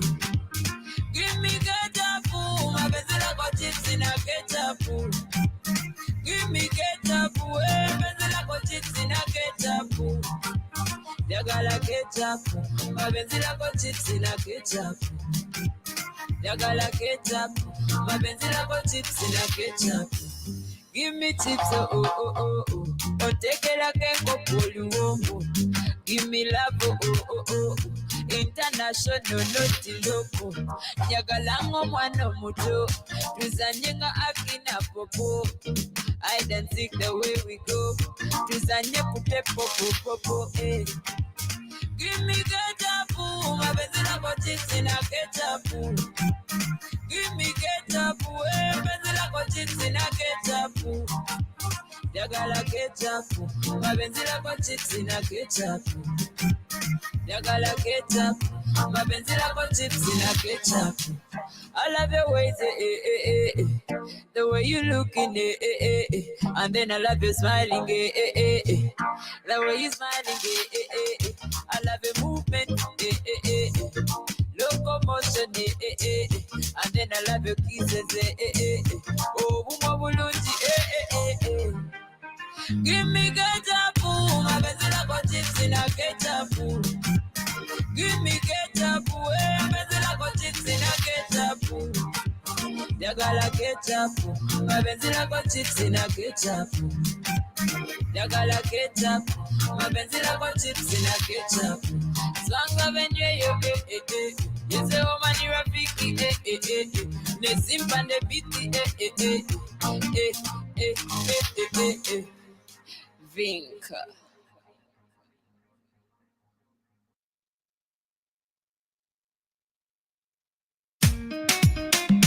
Blessing, girl, let me blessing. Every morning, magambo wakuwanyo, yototambulira non-stop. Ntiera bakunonya nyo, cause your cousin promotion run town. Obakuvuke kukagari, girl, everywhere you go. Hey, I can be your wasikari, all you wanted. Hey, you my money, son. I never get this blessing without your smile. It's only you that I know. Girl, I'm satisfied. Never overdose. This will be that easy time. Can you take my hand, control it? Girl, you give me overdose. This will be that easy time. Take my hand and you control it.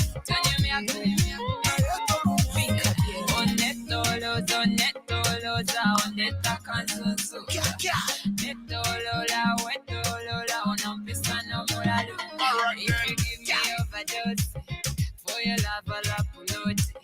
Say a prayer to the Lord. Until break up, can't afford it. Alright then, I swim the seven seas for you. Baby girl, you know I'll do. Climb the highest hill for you. Baby girl, you know I'll when Kusovia, baby, don't come up. Baby, don't come up. When Kusovia, baby, don't come up. What to on no me? Never overdose. This will be that easy time. Can you take my hand, control it? Girl, you give me overdose. This will be that easy time. Take my hand and you control it. Wild and roses are red, violets are blue. Baby girl, my love is true. Oh, your love, you know how to. Yes, I was up for Instagram, Snapchat, baby one. Baby one. I go back to go on. When me sing, say I go on. I go on.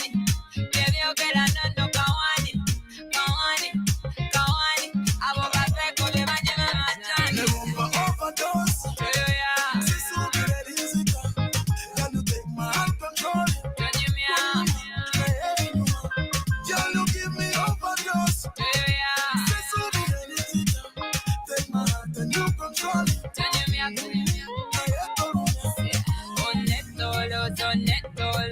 Onetta canzonzo Netolola, wetolola, unampisa mulalu. Alright then. You give me overdose. For your love, I'll upload. Say a prayer to the Lord. Until break, I can't afford it. Never overdose. Oh, yeah. Can you me out? When you give me overdose. Oh, yeah. Take my heart and you control it. Can you me out? Alright then, think of baby. Voltage music, sound print, heels on the beat.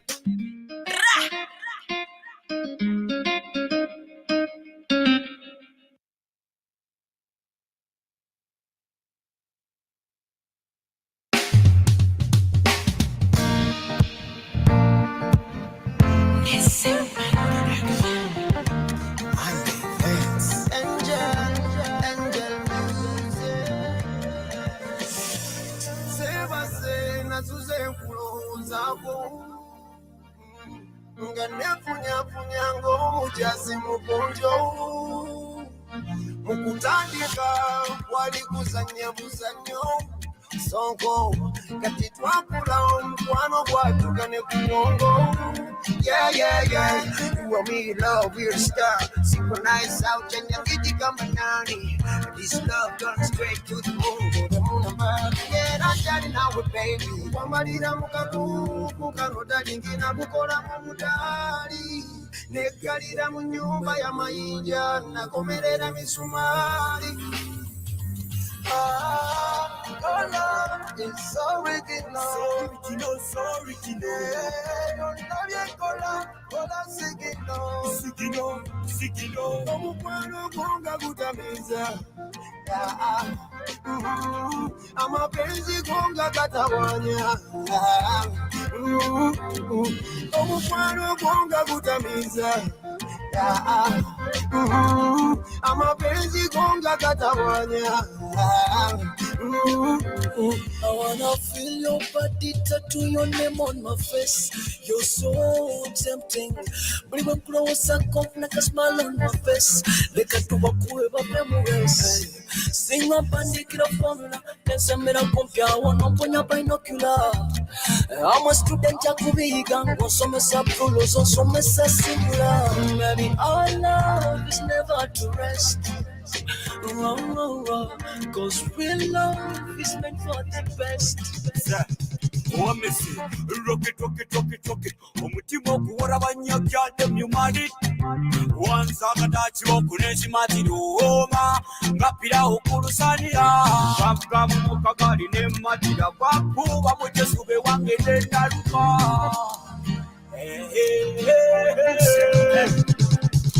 Wasijamu komera nesimba nekalina gawala yinkulina sipo wana yina majesi sirina mutima gwensiba za yume wana nonigo.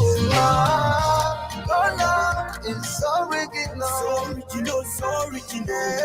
Don't love your kola Sigino. Omukwano gonga gutamiza. Amapenzi gonga katawanya. Umali mulunje kusama. Nijatika kukwekanga chama. Yeah. Penzi lako liko tam. I love you every day, but now I love over town. Sitting down, lala, baby, it's just city town. Nobody can wala, it even traffic jam. Itaya man girl, she got the stamina. The way she move, the way she want the love of Paulina.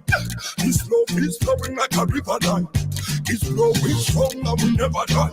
She take me to the top, surprises and stop. And she never turn back to me, girl.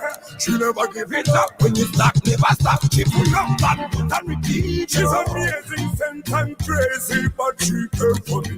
Now she care for me. She the reason I'm in prison. Girl, come set me free. Come set me free. Your love is so original. So original. Yeah, don't love your kola Sigino.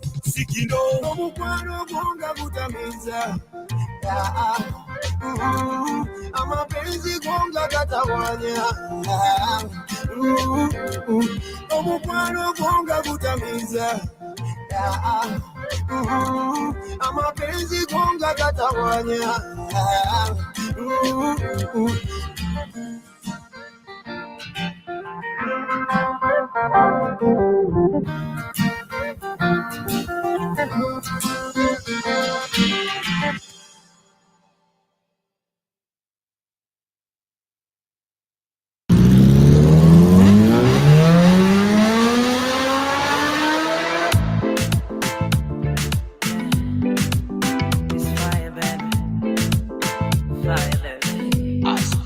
Oh, baby, when you go, sigara wa wait, kuline kechiro, kwano leteno, usinga bayala soka baniba mara mokulamu, kakukubire kote bucheno, kwewe kanetera masanyi. Oh, baby, push me to the corner, take it slow. I wanna take you down to the floor. Push me to the corner, take it slow. I wanna take you down to the floor. Nazaliwa kukwagala, ndianjagala mtekene mumatala. I was born to love you, take a komatala. Nazaliwa kukwagala, take a komatala. I was born to love you, take a komatala. My body you design when we combine, but you to chiva fine. Mobile Google good designing, Yambale needed my striking. The fire you were lighting, my body blazing, I had a romantic vibe. And when you're coming home, Gurira Yoka Kondo, over Gurire Bukawo, baby, call it yo. Boy, you're the one. I'm every boy, you're the one. Nazaliwa kukwagala, ndianjagala mtekene mumatala. I was born to love you, take a komatala. Nazaliwa kukwagala, take a komatala. I was born to love you, take a komatala.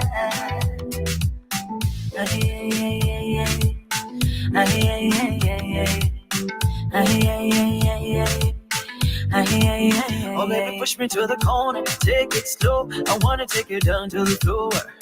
Push me to the corner, take it slow. I wanna take you down to the floor. My body you design when we combine, vision to chiva fine. Mubire Google good designing, Yambale needed my striking. Nazaliwa kukwagala, Nazaliwa kukwagala. I was born to love you, take a komatala. Nazaliwa kukwagala, take a komatala. I was born to love you, take a komatala.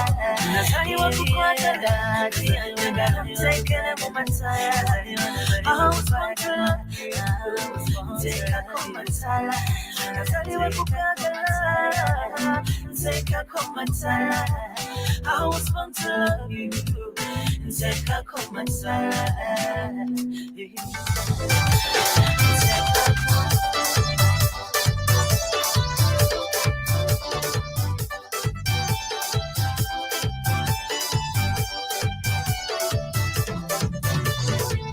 Quand tout passé, c'est mes problèmes là. Pas ni travail, pas ni l'argent. Pas laisser aller, même si la vie a ouais. Non, non, non. Mettez en action, trouver solution. Avancer et faire progrès. Walk, walk. For a better tomorrow. Walk, walk. There will be no sorrow. Walk, walk. You don't let no borrow. Walk, walk. That's the way with this. Walk, walk. For a better tomorrow. Walk, walk. There will be no sorrow. Walk, walk. You don't let no borrow. Walk, walk. That's the way with this. Yeah, yeah. Tô pressé, moi Dieu.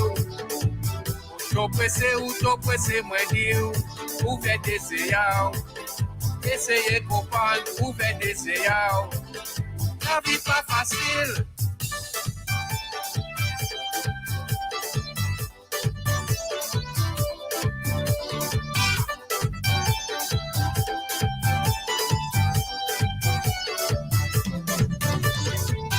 We got the land, rivers across hills and valleys, plants willing to grow. Brothers and sisters, no more laziness, no more lingering and loitering.